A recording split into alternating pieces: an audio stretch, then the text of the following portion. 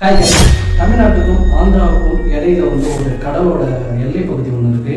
அந்த எல்லை பகுதியை தான் ஸ்டார்டிங் பாயிண்டா காட்டுறாங்க இந்த படத்துல. எந்த படம் கேட்குறீங்களா? தேவாரான்னு ஒரு படம் இருக்கு. அந்த படத்தோட கதையை தான் இப்போ நான் உங்கள்கிட்ட சொல்லிட்டு இருக்கேன். தேவாரா படத்தோட கதை என்ன அப்படின்னு சொல்லி பார்த்தீங்கன்னா, அந்த கடல் கொள்ளையர்கள் இருக்காங்கல்ல, அந்த கூட்டத்தோட தலைவனா நம்ம தேவாரா என்டிஆர் இருக்காரு. இவர் என்ன பண்றாருன்னா, ஒரு கட்டத்துக்கு அப்புறம் ஐயோ இதெல்லாம் தப்புடா, நம்ம திருந்தி விடுவோம் அப்படின்னு சொல்லிட்டு திருந்திடலாரு என்டிஆர். திருந்தின பிறகு அவருக்கு என்ன நடந்துச்சு அப்படின்றது தான் தேவாரா படத்தோட கதை, அதாவது மீதி கதை. இது ஒரு கதை, இதுவும் ஒரு கதை. ஆமாம், இது ஒரு கதை. அந்த கதையை தான் எடுத்துட்டு படமாக்கி தேவாரான்ற ஒரு படத்தை போட்டிருக்காங்க.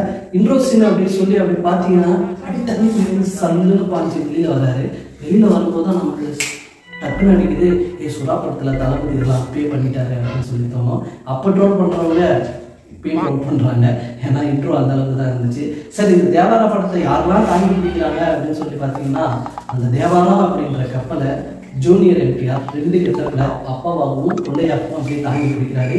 அப்படி இந்த பக்கம் பார்த்தீங்கன்னா யார் தாங்கி பிடிக்கிறாங்கன்னா, நம்ம அனிருத் பயங்கரமான ஒரு மியூசிக் போட்டிருக்காரு படத்துக்கு, அவர் ஒரு பக்கம் தாங்கி பிடிக்கிறாரு. இந்த பக்கம் பார்த்தீங்கன்னா சினிமாட்டோகிராஃபர் அவரும் அவர் பங்குக்கு அப்படியே ஒளிப்பதிவுல பயங்கரமா பண்ணி அவரும் தாங்கி பிடிக்கிறாரு. இவங்க எல்லாம் இப்படி தாங்கி பிடிக்கிறாங்களே, அந்த டைரக்டர் எங்கடா அப்படின்னு சொல்லி பார்த்தா டைரக்டர் கையை காட்டிட்டு அப்படியே பார்க்குறாரு கப்பலை. அந்த மாதிரி தான் இருந்துச்சு. யாரோட கதாபாத்திரத்தையும் ஒழுங்கா வடிவமைக்காம கதையை அங்கங்க பிச்சு தொங்க விட்டு ஃபர்ஸ்ட் ஹாஃப்லாம் பரவாயில்ல, செகண்ட் ஹாஃப்லாம் போனீங்கன்னா படம் சுத்த வேஸ்ட்டு, என்ன பண்ணலாம் அப்படின்னு சொல்லி பார்த்துட்டே இருக்கும்போது கிளைமேக்ஸில் அடுத்த பாட்டுக்கு லீடு தரேன்னு சொல்லிட்டு பாகுபலி மாதிரி ஒரு சொல்லி யார் பண்ணது தேவராவை அப்படின்னு சொல்லி கேட்குறாங்க. தேவராவை யாரும் போடல, இங்கெல்லாம்டா தேவரான்னு ஒன்று எடுத்தீங்களாம் கொடுத்தீங்க அப்படின்றது தான் நம்மளோட மைண்ட் செட்டாக இருந்துச்சு. தேவரா படத்தோட பெரிய ப்ளஸ்ன்னு சொல்லி பார்த்தீங்கன்னா, அனிருத் பயங்கரமான ஒரு மியூசிக். ரெண்டாவது யாருன்னு பார்த்தீங்கன்னா ஸ்க்ரீன் பிளே செம்மையாக பண்ணியிருந்தாங்க.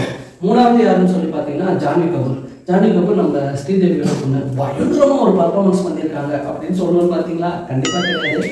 பாட்டு பயங்கரமாக ஆடிருக்காங்க. ஒரு 2 சீனுக்கு வந்திருக்காங்க.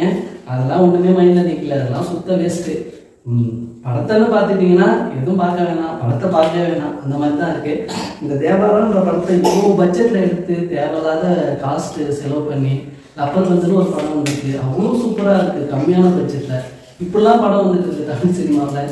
இவனை என்னங்கன்னா தேவாரான ஒரு பக்க படத்தை எடுத்து அதுவும் ஓப்பனிங்கே 172 கோடின்னு சொல்லிட்டாங்க.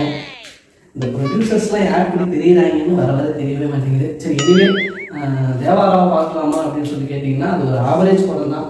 அனிருத் கஷ்டப்பட்டதுனால அது ஆவரேஜாக கொண்டு வந்து வச்சிருக்காரு.